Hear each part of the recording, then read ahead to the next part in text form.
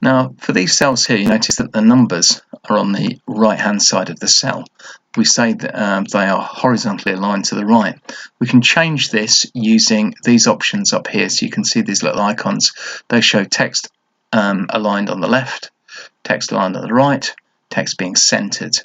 At the top, we've got the position vertically in the row. In the middle of the row, at the top of the cell, or at the bottom of the cell, and we can adjust these to how we wish. Anyway, I'm going to select all these cells here.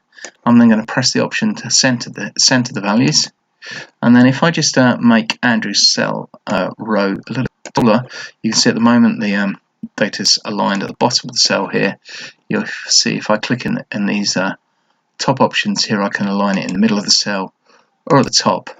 Now I can also adjust these settings by selecting the cells, right clicking and going into Format Cells, and then on the Alignment tab here I can choose to center them horizontally, and I can also choose to center them vertically, and that will put all the data in the middle of the cell when I click OK. While we're on here, we should also look at the other options. Over here I can orient the text, so I can align it so it runs vertically up and down like so, or horizontally across, which is standard.